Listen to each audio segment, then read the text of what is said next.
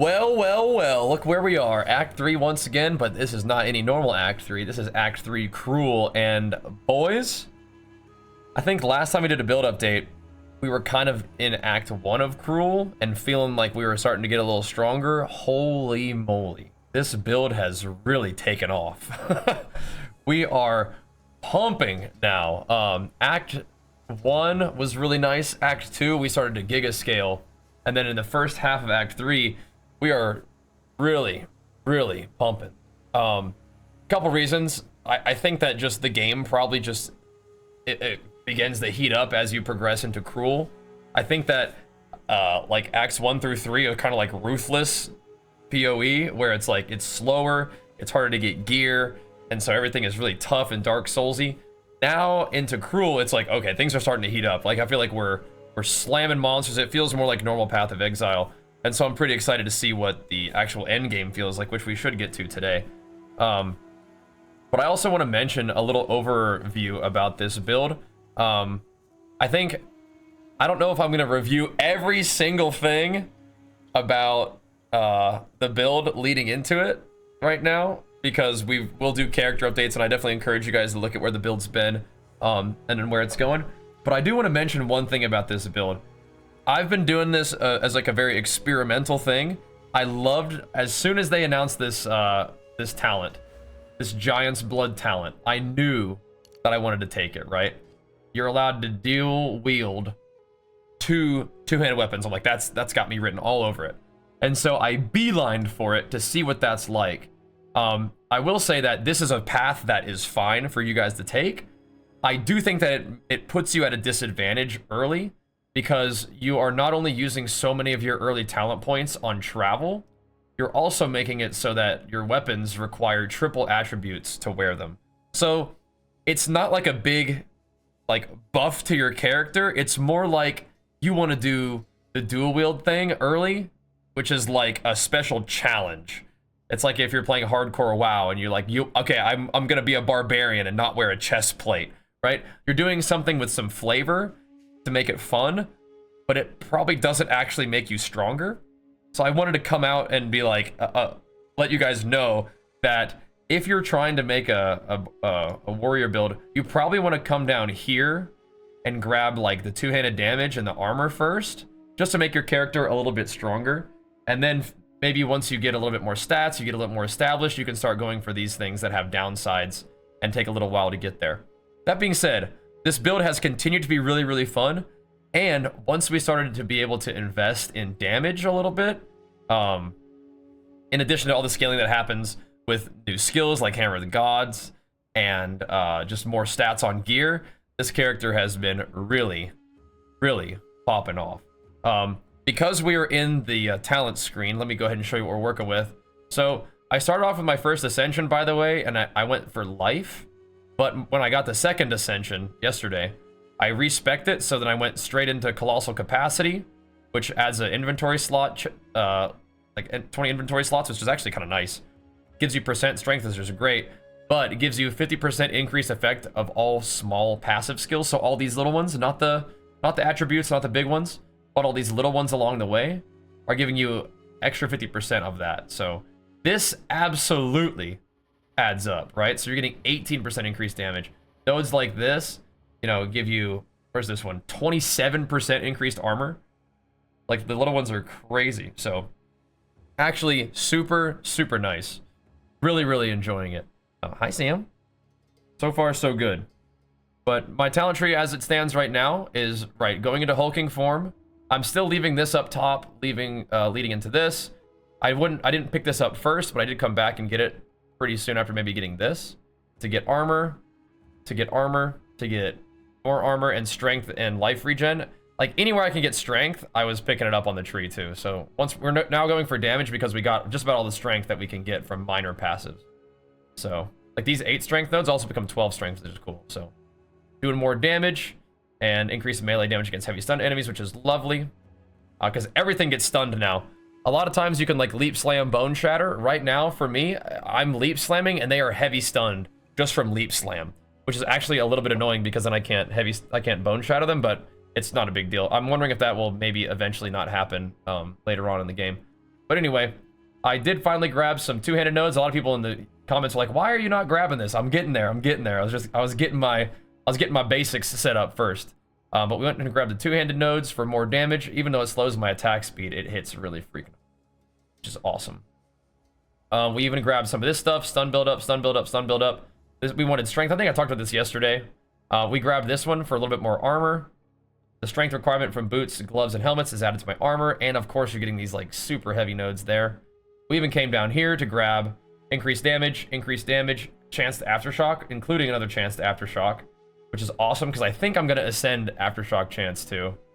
Life is awesome, but I think I'm gonna ascend aftershock just because that's so sick. It just seems so fun. Maybe I'll even ascend this too, just to make every second slam ancestrally boosted, because this is like a 20% damage increase, and this is like maybe 20% damage increase, maybe not even quite that much, but a little bit of AoE is cool. Or I could do like this one and then this one for that. That'd be cool too. And then we picked up more damage and stun build up, and then more damage against stunned enemies, which is great. And then this is all stuff that you guys have seen before. More damage per strength, grabbing strength along the way. The big ones are Giant's Blood. I'm still using Resolute Technique. I think once I naturally get enough accuracy later on, I can drop the Resolute Technique thing, and I can allow myself to crit again, and then you can even build into crit and stuff like that, which would be really, really cool. So Resolute Technique is kind of a thing I'm going to use while leveling, and then I can eventually build into actually critting stuff, which is kind of, it's very close to each other, so it's not that hard to do. I'm still using Blood Magic. I don't like mana. Maybe eventually if I solve mana, I could drop Blood Magic too, but it's just one of those things that's just so nice to have right now while I'm leveling. I don't feel like worrying about missing, and I don't want to feel like I'm going constantly, so I'm doing that. But that's where my talent tree's at right now. I'll put a little PoE DB thing in there so you guys can look at it, but it's pretty, I like that it's all in the same area. Not a lot of travel. And I might not do a lot of travel for a little bit, but when I do travel, I will probably have to go all the way down here, which is like 13 things away, to get the polymathy perhaps. It's just a lot of stats. It's a lot of stats, and then it's 10% increased stats. So if we're stacking strength, we might need that. There's also some cool stuff around here, like some leech stuff. Like I could keep my leech rolling even when my health is full, which is not usually how it happens. Usually your health fills and the leech stops. Also, I could sacrifice a little bit of life for a ton more life leech and a ton more physical damage. That would be also pretty interesting too. But we have options, and we're gonna see. I'm not really sure where I want to go today with my levels. I don't know. I think I want to finish this armor. I'm gonna maybe see if I'm feeling tanky or see if I'm feeling squishy and go from there. But this is also pretty fun over here, right? Stun build up, AoE if you stunned recently. Armor if you've hit an enemy with a melee attack recently. And damage against immobilized enemies, which includes stuns, right? Yeah. Heavy stuns, so 50% increased damage against stunned enemies is kind of nuts.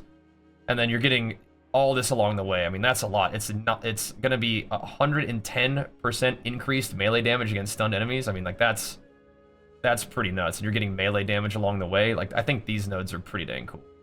This is increased AoE if you've stunned an enemy recently. There's another one over here that's this one too. I think increased AoE if you stun an enemy recently is mostly quality of life for mapping, but it also kind of helps you make sure that your Hammer of the Gods hits, because it is like a little AoE, and I actually have the AoE shrunk down so that it does more damage on a smaller AoE, so that would kind of help. But we have a lot of really cool options, and I'm excited. Just got to figure out whether we want offense or defense. I also may eventually want to go up to... Well, I mean, we're not even that far away. We may eventually just want to slide over here and grab some fire resistance, right? This rage would be kind of cool, because then you could have your rage help with your armor. But like this right here, fire resist, well, max fire resist I should say, and then just 5 to all, and then you could grab more fire resist here and here. That could be really nice. That could be really super nice. So we will see. We will see. There's a lot of cool stuff on the warrior side of things. We'll keep looking around. But let's show you guys a little bit of what I'm doing with my skills, because our damage has increased. And just to give you an idea of what I'm talking about, let me show you a fun little clip here. Now, where's my big boss? I'm excited for this guy. A fun little clip, if I may. Let me see. I want to make sure that this looks like it's cropped correctly. Yeah, if I may, let me show you a fun little moment from last night's stream. So we were fighting the big guy, right? You guys remember this dude? There we go. He's a very tanky boy. All right. Oh no, you can't see his health. It's a little bit awkward. Oh no, this is good. This is good. Hold on. Can't see his health. But you must see his health. See what's happening here. Here. We're doing it live, boys. We're doing it live. But here we go. Check this out. So what we've done is we've fought him for a little while. We've got his stun threshold built up. What we want to do is make sure that we break his armor with the ability that I have the full armor break upon heavy stun inflicted on him, which right now I have it on Bone Shatter. But I'll talk to you about that in a second. But we're gonna get him pretty much primed up for this. We're gonna break his armor we're gonna break his armor by stunning him with Bone Shatter, and then we're gonna put him down. He has a lot of HP though, right? Remember that? It's kind of a long fight the first time we fought him. There we go. Okay, here we go. So we do Seismic Cry, we do Hammer of the Gods. It will Aftershock and kill him. Yep. It's working. It's working. It's coming along. It's coming along indeed. So that's what I'm talking about. And how you go about doing that is a couple different things, right? In addition to all the stun damage we have and whatnot, that's not the only boss that got one tapped like that. We did it to a lot of bosses, but that's like one of the biggest, tankiest ones, and he gets dustified too, right? So again, like I was saying, my damage has increased by quite a bit. Part of that is the skills that we've gained, but part of that is also this. Another huge thing that happened yesterday is I found a greater jeweler's orb, and I sold that for like 45 chaos on the currency exchange, and then that allowed me to buy a bunch of lesser jeweler's orbs to get 3 support slots on a lot of the skills that I like to use. So that's why I have all these 3 slots now. Pretty cool. Well, I'm gonna go over my skills because it just kind of flows naturally here. Mace Strike, again, people ask, how do you get Mace Strike to 3 slots? It unlocks automatically at level 40, by the way. That's how that works. So I have Mace Strike giving me extra stun build up, building rage, and giving me a little bit of lifesteal. Just a lot of utility in my Mace Strike right now. Rolling Slam is like one of my main attacks. I have it supporting with more maximum physical damage, so it can hit top end harder. It does no elemental damage, but it does 35% more physical damage, which I like. And so I have Devastate on this ability, because most of the time, things are just getting stunned instantly, and I can't even really set up a Bone Shatter on most mobs. So when I'm mapping around, I'll put Devastate in this. Is kind of how I'm thinking about it. What I will frequently do, though, is I will switch Devastate out for close combat between Bone Shatter and this. So I could use Bone Shatter when you heavy stun something. It will break all their armor fully. And the armor break, again, is like... breaking something's armor isn't really about doing more damage to them with your normal attacks. Broken armor is like a state that you're supposed to take advantage of. Kind of like how Sunder consumes fully broken armor, or just it hits things with fully broken armor for, you know, a guaranteed crit, right? That sort of thing. And also what we're doing with Hammer of the Gods is a setup with that too. So anyway, talking about Bone Shatter, I still use Impact Shockwave to make an AoE happen off of Bone Shatter. I use Execute to deal more damage on enemies that are low life with Bone Shatter. And then I can either use Devastate on that, or like I said, I was using Close Combat, where skills deal 25% more attack damage to enemies within 1 meter of you. And so this is usually a pretty close range, and so is Rolling Slam. So these are both okay. You'll notice that adding damage to Rolling Slam makes it really chunk. But the big one-shotter for bosses is this, right? We have Hammer of the Gods. It's an ability that I got in Act 2, I think, near the end of Act 2. Or maybe in the beginning of Act 2. In Cruel difficulty. Requires level 58, but I think that's my gems too. I'm not sure. Anyway, this one is crazy. It's crazy. So I have concentrated effect on it. So it has a smaller AoE, but it hits a lot harder in that small AoE. I have it heavy swinging, which means that it deals 35% more melee physical damage, even if it attacks slower. Come on, Lily, move along. Move along, Miss Beans. And then I have it consuming an enemy's fully broken armor to deal 50% more damage, right? So that's why it's important that I break the armor, or I heavy stun whatever I'm trying to kill, like that boss, with whatever skill I have Devastate socketed into, whether it's Bone Shatter or Rolling Slam.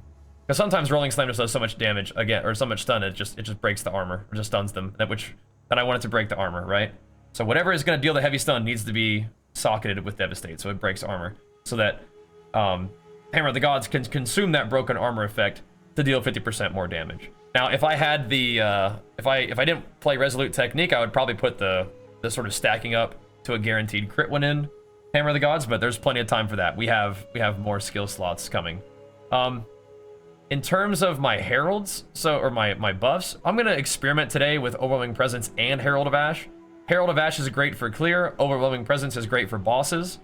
The only thing is, I usually use one of these with Vitality because I like that regen, and then I can just switch between the two of them. It's really nice, by the way, to have this Titan extra bag, so I can keep like gems and stuff that I swap out like consistently, and keep my little like rolling resources in there, keep flasks in there. It's actually really nice. I'm a pack rat, so having extra inventory space is awesome. But today I'm gonna try this out. I'm gonna see if I can get by without Vitality and just stun mobs and AoE them when I kill them. That'd be cool too.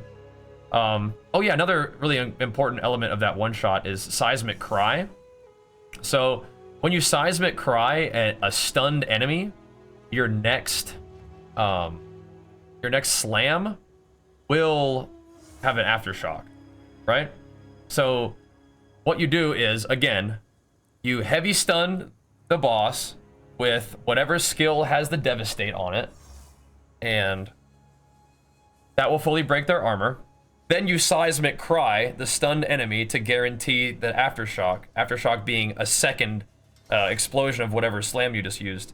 And then call down the Hammer of the Gods, right? So Hammer of the Gods goes, Gadoo, hits for an insane amount of damage. Aftershocks again for another insane amount of damage, right? Pretty insane. And I have Seismic Cry socketed up with 4 Rage per 5 Power, which is new. I'm trying this out. I wasn't using it at the time of that clip right there. But skills empowered by supported skills deal 50% more damage. So 15% more damage on top of my huge Hammer of the Gods one-shot too, right? And then I have Earthquake right now. Earthquake is kind of just like a map clearing thing. I kind of like that. You can still, like when Hammer of the Gods is on cooldown, you don't need Hammer of the Gods for killing packs. But you basically, like right now I can leap in. Everything gets heavy stunned just by leap. Then I can Seismic Cry and Earthquake. And then it'll go like 2 big earthquakes, which usually wipes the screen, right? Because we have it with less skill effect duration, which means it goes off faster. That kind of like Jagged Ground cooking phase goes off after 3 seconds instead of 4. I also have it ancestrally boosted, so it does bigger AoE. And both of the aftershocks take into account the ancestral boost, which is cool. And I have it with Jagged Ground. I think this is troll. I don't think it can even create Jagged Ground for its own self, so I need to move this, do something else with it. I'm just gonna put bleed on there or something. That could be fine. All right, or you could make it do extra fire damage. That's fine too. But I don't think that it can create its own Jagged Ground, because you can only have like, it says it can have a maximum of Jagged Ground, but I don't think Jagged Ground can be on itself. Right, cannot create Jagged Ground on itself in existing patch, so that doesn't work. Don't do that. Infernal Cry is my little fire shout thing. I have that with Corrupted Blood, so when I Infernal Cry, it's gonna make enemies that die explode. You hear Lily sneezing over there? But it also puts a bleed on them that scales off my strength, and we have a lot of strength. This also dazes enemies, which makes them more vulnerable to stun threshold damage, right? Or reduces their stun threshold, I should say. They take 50% more stun buildup, so you use that in the beginning of a fight against the boss to help you get your stuns going. So I like, pop the shout, rolling slam into them, and it just like stuns them instantly. And then I have Leap Slam, good old Leap Slam. By the way, you can, for the Earthquake thing, so you Leap Slam in, Seismic Cry, Earthquake, and then you Infernal Cry, and then the Earthquake kills anything, it just blows up everything even more, right? So that's kind of like a fun rotation for just map clearing. And then Leap Slam, I have it with Consecrated Ground, which is awesome for healing. It's called Holy Descent. I have it for Martial Tempo, where it just attacks faster. You just Leap Slam faster, which is nice for getting into or getting out of combat. Just feels good. And then this has a chance to cause an Aftershock. So I think I have 22% chance to Aftershock. This makes it another chance to Aftershock. So when you're just leaping through the map, trying to like just, move around, not really worried about killing all the mobs, it periodically will drop an Aftershock, and so it just blows up mobs behind you. That's pretty cool. Those are my skills. And most of what I'm mapping with is Leap Slam, Rolling Slam, and then Earthquake. And then what we're bossing with is that one-shot combo that I told you about. I press Bone Shatter when I can. Just things are just stunned instantly from any attack. The one thing that maybe doesn't stun them instantly is Earthquake. So if I walk up to them and Earthquake them, then I can maybe Bone Shatter them afterwards. But, you know, we're just too strong right now. It's just how it is. We're just too dang strong. The meat muscle is just taking over. But those are my skills, and those are some of the combos I'm using. I can show you a little bit of gameplay. I will tell you about gameplay, though, is we have hours and hours of gameplay on Twitch and on YouTube in the live tab. So if you're wondering what this build looks like in action, you can definitely check it out on those as well, so that these updates don't get way too long. But here's my gear. We are rocking with this bad boy. We crafted this. I think that we've seen this one before already. I'm not sure. Anyway, we have it doing extra physical damage, leeching a little bit of life. Causes 38% stun buildup implicitly. It deals 74% increased fizz, adds fizz, and has attack speed. This, everything else that it gives is kind of like whatever, but flat fizz, percent fizz, and attack speed is what you want. The fact that it has accuracy and physical damage as like a combined roll is amazing. I don't need accuracy, but we want as much physical damage as possible. It unfortunately rolled very, very low physical damage. So I think in Path of Exile 1, tier 1 rolls like the best. Now tier 1 rolls are the worst, so the higher the tier, the better. So tier 1 is not very good. So whatever. But it also rolled like increases stun buildup, which is cool. The reduced attribute describe doesn't really matter.